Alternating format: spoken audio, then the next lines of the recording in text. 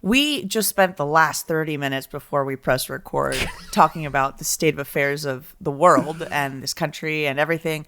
And I think we got enough out of our system to attempt to, take it on the chin and have a great time with It's each other. election week for us. The election was 3 days ago. For you, it's 2 weeks from now. So you've drank yourself into a stupor where you forgot about all of this, or you've just admitted defeat at this point. So we won't make it your problem again. I feel like I've been in an election since 1998. So this is, I'm like, okay, let's keep going, baby. How steel do you feel like your Venezuelan American friends have been just through anything? Oh my God, I went to a dinner party. All Americans, and then me and my husband, who's Colombian. I think that's like proxy Venezuelan. Yeah, they count. And then my friend, also Venezuelan American. This was the day before the election. Everyone was imploding. Everyone was like crying. And me and my husband and my Venezuelan friend were like, can y'all just chill? I don't know how to explain it. Like I was like, oh, I think he's going to win. And I think the Democratic Party is going to have to, figure out another strategy. I think this was a fumble. And people are like, I don't want to talk politics. And I'm like, okay, fine. But then they bring up politics and start crying. So hot and on their mind. They've never been scared in their lifetime like this. I've been in this state of fight or flight since I have reason. So I can empathize. I don't feel it in the same way. No. Your clan have already trauma bonded over your business. Oh my God. Yeah. And now it's all of our job to start trauma bonding with each other afterwards. Kris and Joanna are close friends with nothing in common. To start a weekly conversation, they ask, can I have a word? This is where I definitely feel my biculturalism. I'm like, oh, I am something else here. There's another little spice in the mix. And it's so funny because I haven't posted anything this time. I'm just kind of like, hey, I think I need to focus on my life and what's in front of me and my loved one, help in ways that aren't as public maybe, because people just are telling me well, are you going to leave the United States now? Like you said, I'm like, where did you get this? What are you talking about? And these are all Venezuelans, by the way. And I'm like, you're the one that's probably going to get deported. I'm fine. So I don't know what you're hating on me for. You can chill, bro. I'm fine. And not to come off as callous, but it's not callous. It's a battle worn. A little bit. Yeah. You're not so sensitive to it because you've got calluses to prove it. I'm like that general in that song, The General. With the bags on the shoulders, not knowing what to do with their contradicting orders. The general's this scarred, leathered man who's like, oh, you young recruits have no idea. Why don't you go kiss your family? Go, leave. I know what real war is. That's how I feel. All I've heard from that is you saying you're a man. Well, the comments are going to probably latch on to that because not the first time I've heard it, baby. Wow. I wish. I wish. A lot of life would be speaking to me. Oh. What generation of man was that voice just now? This one? That one? Yeah. Okay, since we don't really have any audio recordings of people before recording was invented. Yeah, we just have to kind of make do and guess. I have a feeling people oh, how are you? For at least a moment in time. People were that's hot. How vocal fry is hot. Yeah. Or was a trend. There was a period coming out of the Wild West into the industrialized era where we were all just, whoa, hello there, sir. Absolutely. We could probably find a decade that there is not enough documentation of and then just fill in the blanks with whatever we wanted. My favorite type of talk is, oh, so you think you're all that in a bag of chips, huh? You like the everyone sounds transatlantic. like a cat. Everyone sounds like a little cat. Yeah. The very Catherine Hepburn. It's in the pictures. Yeah, which I think is actually not a real accent. We think that was a real accent, but it was just an accent recorded for movies because it was easy to understand. I think there is some history of fabrication of the transatlantic accent that is not super regional. It is about a learned language and that they come up during movies. Ooh, okay. Sorry, once in a while I remember I read a thing. You read a thing. I'm reading a book right now. What are you reading a book? I'm reading a book called Revenge of the Tipping Point, which is Malcolm Gladwell, who I always call the Dan Brown of nonfiction. Yeah, sure. What do you buy at an airport what's a book that seems smart but everyone has read and can read. So there's a chapter, and I'm sure there's listeners that are from Miami. There's a chapter that's called The Problem with Miami. I feel like that was the selling paragraph for you. Well, because my brother lives in Miami and loves Miami, I just like out of spite sent him my like takeaways of this chapter. But basically, I don't know if I believe Malcolm Gladwell, but his argument is that like because of how Miami is, its history, how it came to be, its history with the drug trade, its history with the corrosion. The corrosion of institutions because of what's it called when you're in power and you're a little trickster? Corruption. Okay. I didn't know we were still on corrosion. Influx of a bunch of people from different places and a much higher population because of all these reasons. It's become a hotbed, Kris, a hotbed. Guess what it's become a hotbed for? Drug money. Almost. What's like a legit drug? Adderall money. Okay, medical, what is it called? Medical marijuana? Medical insurance fraud. Boy,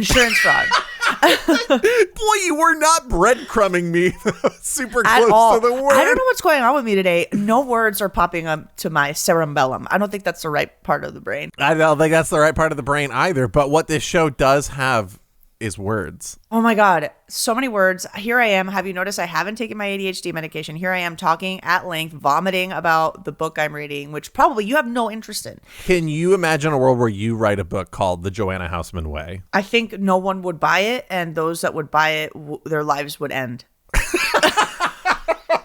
Buy this and die. Buy this and just lose your car keys. Like, I don't know how to explain it. Like, no one would want that. I won't make you keep reaching for words because all we need to do is give you one word. This is Can I Have a Word? We ask for a random word from a random word generator, and we just talk about it. Easy. Simple. Easy peasy. So, and then now it's my job. It hasn't gotten smoother. Yes, go. Hey, Kris, can I have a word?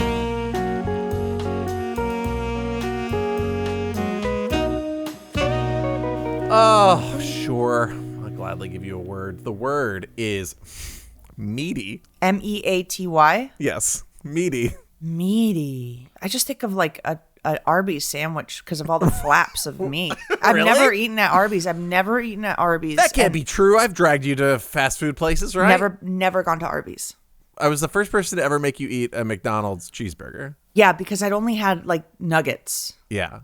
I had never eaten a cheeseburger. I wouldn't say Arby's is going to be a win for you. It just doesn't look very appetizing. No, they never look appetizing. They always look quite messy. What I love about all of these photos and ads for fast food is how almost none of what you see is the food. Like there's all these tricks of the trade to make the food look delicious and meaty and scrumptious. And most of the time, what you're seeing in the commercial and the photos is a fabrication that looks like food but isn't. Some of the examples I know of that are like if you ever see a glass of milk in food ads, it's actually glue. Great. Because it looks so much better than Yummy. actual milk on camera. And tastes so much better. Have you ever tried it? Have I eaten glue is what you're asking. You should. Did I as a kid? I don't think I was the eat glue kid. No, me neither. I didn't. I think I didn't was eat the much. Huff Rubber Cement kid a little bit. Rubber cement?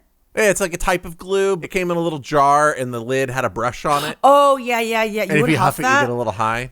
I was too neurotic. I was so scared of chemicals. So I never did any of that. Wow. Well, you haven't lived. I really haven't lived yet. Yeah. Already off the topic of meaty. But I'll stick with food with you on there, which is we are both carnivorous eaters. Yeah, I really love food that is meat. And my sister, my nephew, they're morally vegetarian. So it's not like, oh, I don't like meat. Now they don't because it's been so many years of not Right. eating At meat. a certain point, your body just sort of rejects it coming back into your diet. They're vegetarian and my mom like hates it. yeah. Now you're inconveniencing her ability to host a dinner. I think it's very interesting. I wonder if I think part of it is cultural. I think that if you have the ability and privilege to have like Impossible Burgers and like other ways of accessing protein, like, yeah, vegetarianism feels like an accessible goal. If you're originally from a place where like that's just like too that's too much of a stretch. Yeah. There's this almost like, I wouldn't say looking down precisely, but it's like this, like, oh, you're inconveniencing the world with your dietary restrictions. Your job as an adult is to eat everything and anything. That's how I grew up, is like, if you want to be a functional adult in this world, you eat whatever's on your plate. Well, I grew up on the you clean your plate culture as well, but yeah, I understand the inconvenience. I mean, my partner is vegetarian, and as a result, my kid is mostly vegetarian. Oh my God, Alicia's vegetarian. Yeah, and because I cook the meals, I want to make sure we all can eat the meals. I often cook a lot of vegetarian meals. So my kid doesn't really eat a whole lot of meat either. And so it's just like me alone, occasionally making an entire rack of ribs because I just like need to feel it again, Oh my God, I love a steakhouse. Do you like the steakhouse because of the smells, or do you like the culture of the steakhouse? I love the culture of it being a simple little place. It's not like, oh, we will put a piece of meat and then a apple puree. It's like, no, it's like, you want a piece of meat on a fire? Shunk. Here's your goddamn piece of meat. You know what I mean?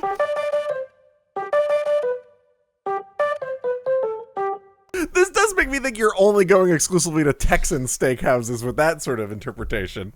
I've never been to a Texan steakhouse, but I feel like I would like it. I think you would certainly enjoy one of those places that's like, eat this 3-pound thing in 20 minutes and you get it for free. Not that you would be the person that would do the eating, but when you go to those sorts of spots, often they will like put you on a stage or have some means of showcasing your attempt that makes it a little bit like sport adjacent. If we were to use like the Joseph Campbell scale, it is not man versus man, it is man versus nature. It's often like a time trial of like, can you do it by this thing, versus the hot dog eating contest, which is... That's disgusting. Absolutely disgusting. It's absolutely disgusting. I never got to go to the hot dog eating contest, though. I would have... I lived near Coney Island for plenty of time where I could have gone, just to like hold it on my white trash merit badge, and say like, I did do this thing. I do think that America, the United States of America, although there's like a movement towards vegetarianism and veganism and all this stuff, like it is a very meat centric culture. Oh, not only meat centric, but like choice meat centric. We are not a culture that has had to learn how to use all of the animal because that's what we had to live off of. We have always gotten to pick that I just want the prime meat and the rest of it is disposable. I think that is a really good takeaway. And I think I talked to you about how when I went, Peru is known for like delicious food. Yeah. It's just a remarkable gastronomic place. Yeah. And it's because Peru struggled to find a national identity. And in 1994, the chef was like, you know what? Like everyone likes food. Let's have it be food. And there's so many like different cultural influences in Peru. So they were like, okay, we got Asian influence. We got this influence. They have like a million types of corn, but whatever. I think I told you about the time that I went to Peru and I went to a sustainable restaurant. Oh, okay. I don't think you told me this. I went to a sustainable restaurant, and the same day I went to a restaurant that survived all of the high inflation times. Yeah. So it was, okay, I was expecting to eat deliciously. I think maybe I'm too engrossed in American culture because it was rough. Oh, okay. Really? The sustainable kitchen one was like, we use every part of the plantain, including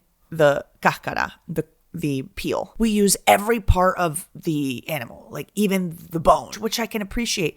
But I did not like the taste. And I was like, am I the worst person in the world? Like, is my palate, which I like to believe, I'm like, I proudly say I eat everything. I like everything except uni. And then I go to this restaurant and I'm like, I actually physically cannot swallow this. Like, that's so interesting. And then 3 hours later, we had to go have lunch at this place that was like, just survived, as I said, every like economic collapse of Peru. So they had to like make do with anything. And we had this stew that was like chicken necks. I, again, physically could not eat it. So you had a back-to-back. Back-to-back. I am disappointing myself and also might be hurting everyone's feelings around me right now. Well, and the chef is like sitting in front of you. The chef was sitting in front of me. This was part of a show.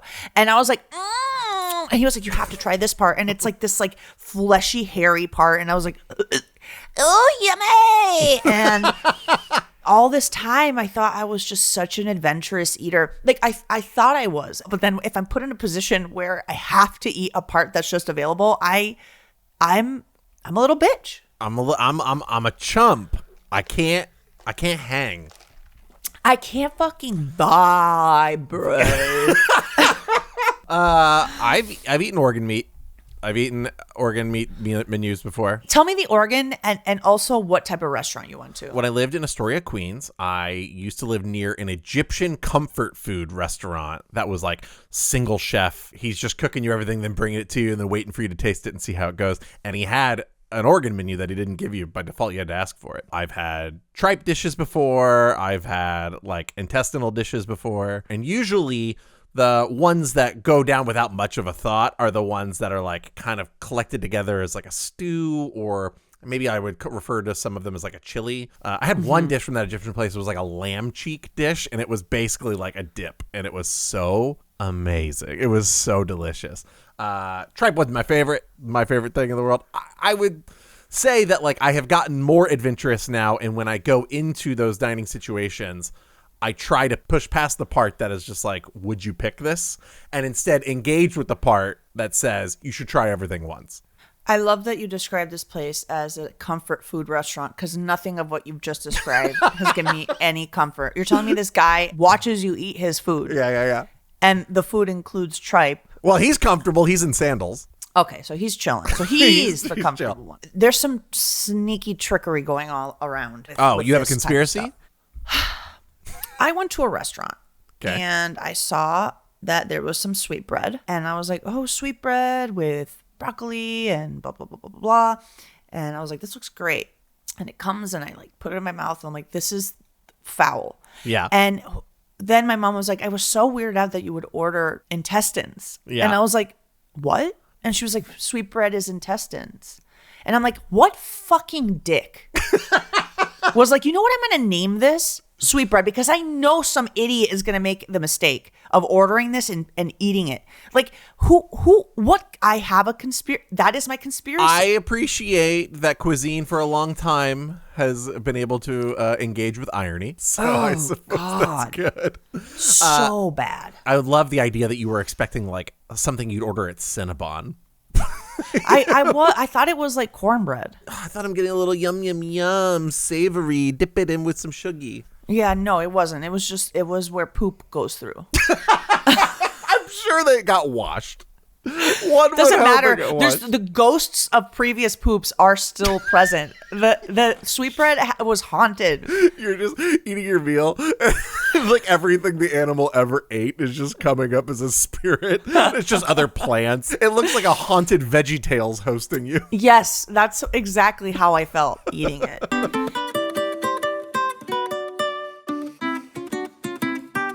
What is the most, I don't want to say grossest because I don't want to offend. Like, Yeah. I think maybe grossest to you personally, that may not be gross to someone else. I'll tell you the answer. I was a foreign exchange student in Japan when I was in high school. And at that point in time, I was a very picky eater. And in hindsight, a lot of my experience there was stifled by not being as adventurous an eater, and it is one of the prompts that got me to widen my palate. But I remember going to a restaurant with other host students that was a prefix menu, meaning you don't pick anything. You sort of say, I'm paying for the food, and then they give it to you in whatever order they want. And I got a soup that had like mushroom, it was cream-based, and I gave it a taste. And I hadn't looked at the menu about what items were going to be in the prefix. So I just engaged. And all of my friends looked at me horrified and then proceeded to tell me that the main body of the soup was bull semen. Oh my. That is worse than anything I could have ever possibly imagined. It was, the thing is that it wasn't bad. But then my reaction and the mental part triggered in, and then suddenly I'm like scraping my tongue in the bathroom sort of thing. I'm sorry. Absolutely not. Well, absolutely depends. not. Was it humanely gathered? No, I can't. I'm sorry. I'm going to have nightmares about this, and I didn't even live through it. Just hear one story. I thought it was a cream of mushroom soup. Turns out to be bull semen soup. I mean, it was a cream of a mushroom. Cream of a particular good dick joke. That is the one that my family won't ever let up. They'll always bring it. Remember when you ate that cum soup? I honestly can't process this. I can't process this because I can't imagine the first person that was like, you know what? I'm hungry. You know what I'm going to do? Jiggle with this bull. Right. I just don't. You're trying to figure out the A to B to C. How did we get to the place where this is all in a bowl and cooked up with a dashi? I understand that. I'm wondering if like it was first using the testicles for something, had a little bit left over in there, and you're like, maybe that's the part that's good. Oh my God. I don't know. Well, I guess like, we're in a society right now where there's no such thing as hunting and scavenging. We just like go eat whatever we want. Like I'm coming at this with that context, but people for most of history were like starving and they're like, where the fuck can I get nutritional value? Because if not, I die. Even like members of my family that live in Indiana and other parts of Middle America still hunt. And a large portion of the hunting is we will, clean up all of the animals and then store the food and have meat for the year. Yeah.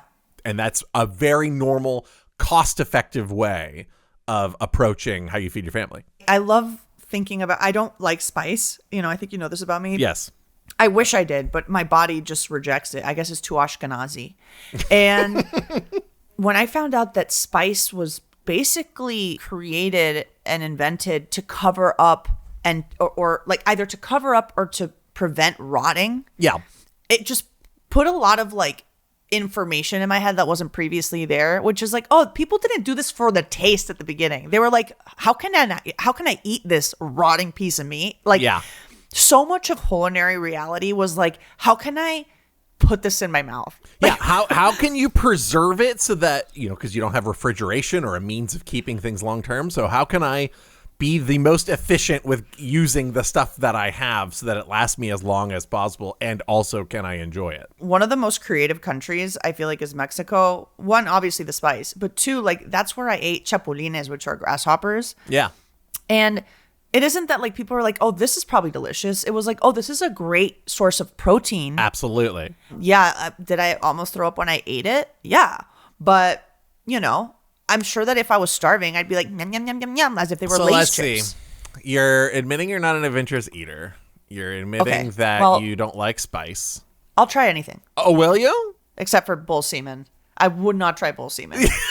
Really? Really? You asked that incredulously? I don't know that I would have bull semen again, but I will never taste that. I would never taste that. Maybe I am not as adventurous as I thought, is my point. Maybe you're a bit more basic than you think. Perception I have of myself is completely flawed. You think you're so adventurous because you've experienced variety, but it's all been within the confines of a safe space. Yeah. Like, I've been watching Survivor, and they're eating bats. And I was like, no. The pivot now is thinking about you being on Survivor. I would be so bad. You would be bad at that, or like Naked and Afraid, or any of these sorts of like be out in the wilderness and make it work things. That would not work for you. I think I would be a hilarious character to follow. Oh, you would be the best television.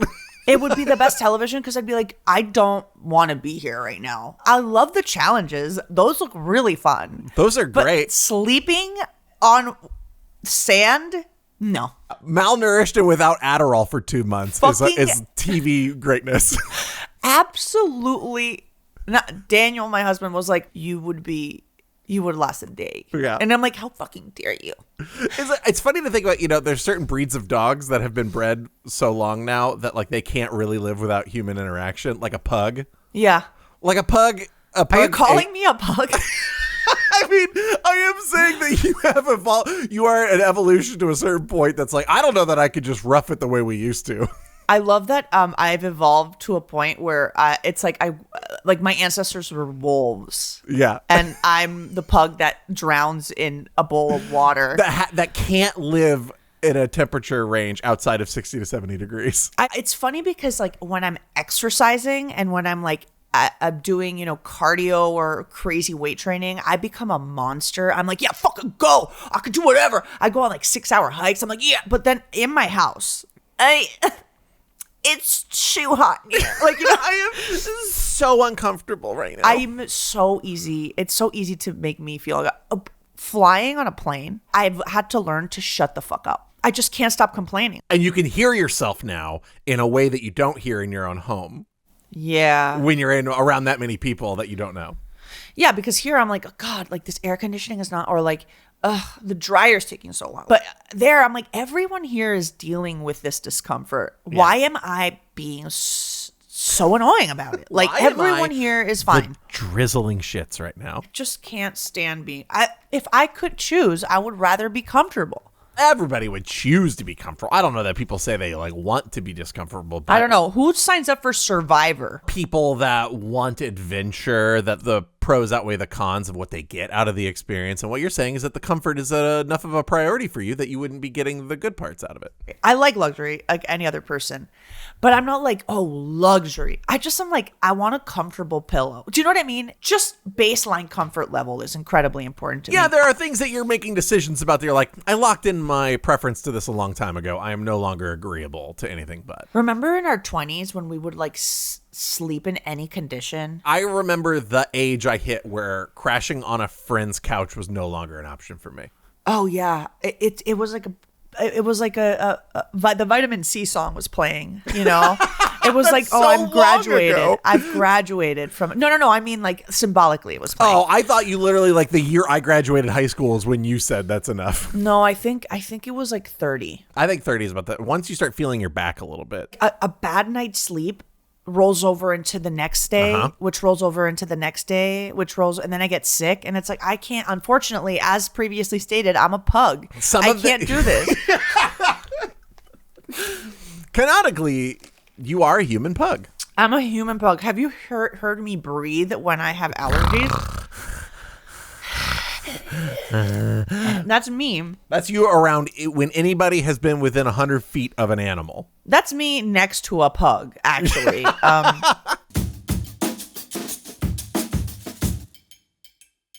There's another way to view Meaty that is less meat adjacent.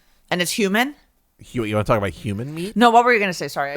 I was just thinking like the idea of tackling something like meaty, like the usage of that word being like dense, and there's like a lot to work through from it. What of your like hobbies or interests look at something that's like dense and say, I'm going to plow through all of that? I think that's how I see exercise. You see exercise as this like Herculean thing that you have to chip at bit by bit. So have you been to Orange Theory? I think you could take a look at me and say, at best, he's been to a YMCA. Okay, so Orange Theory, basically they put a heart monitor on you. Your heart rate is put into different zones. So like blue is like you're walking. Green is, okay, maybe you're power walking. I don't remember the other color. Well, orange is like, okay, you're doing good cardiovascular exercise. It's also just good branding. The Orange Theory, it's like you stay in orange and it's great. The red is like, you're fucking going to die, okay?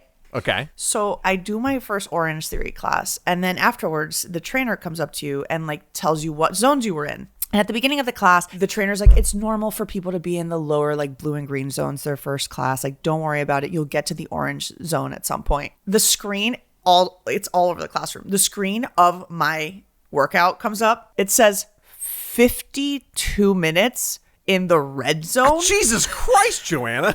And like 4 minutes in the orange zone. And she was like, okay, you need to not do that. That's you gotta like chill out. Actually bad for you. And I was like, I don't know what you're talking about. I just see exercise as like, to what point can I push my body till I can't push it anymore? Which is probably not great.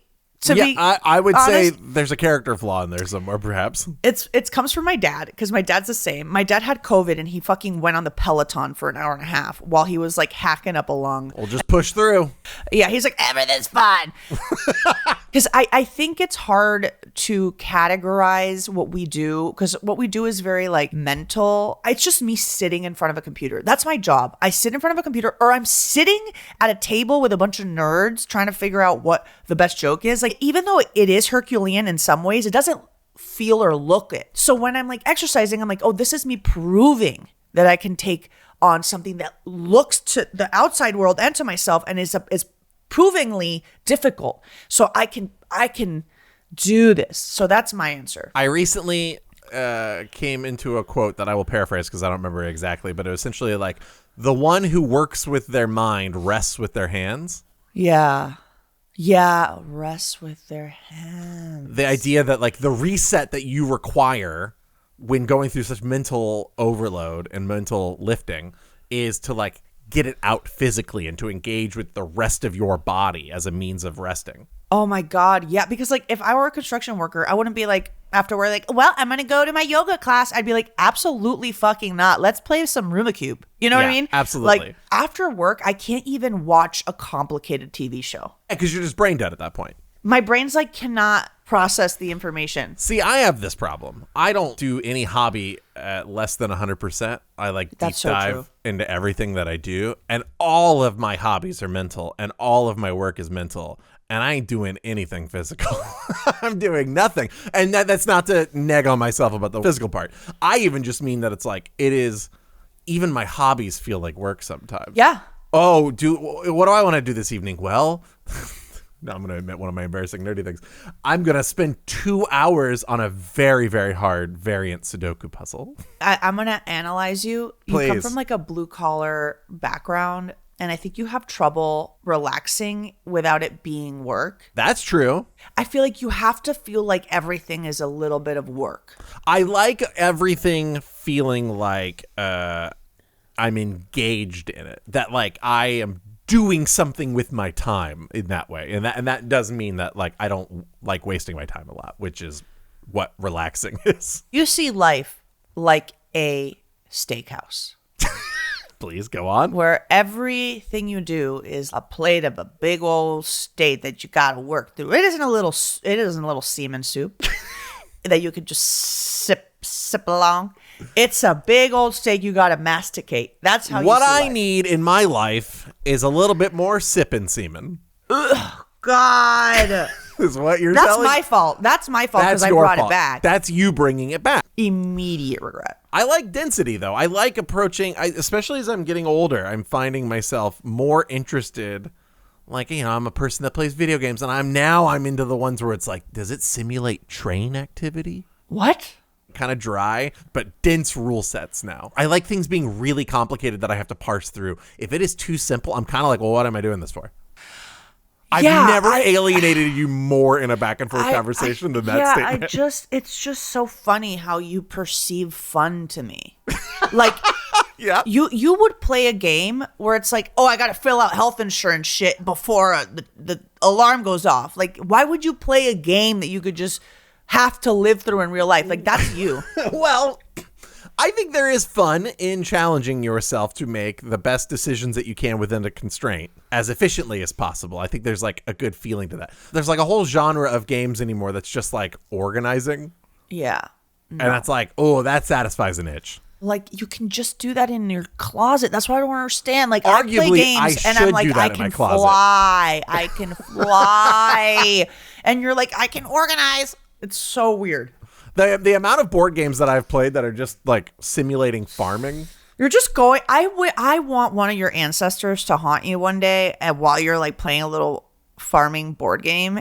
And I'm assuming one of your ancestors was a farmer. You want them to haunt me and be like, "How dare you sully our hard work?" I want them to judge you. I want them to judge you. Well, if I wanted judgment from family past, I could just make a phone call with any member of my family. That's actually true. And that is a meaty subject that you're not doing enough work to get through, Kris. Wow, look at that. Speaking of meaty, Kris, I have a meaty commute to Burbank that I have to go do now. Great.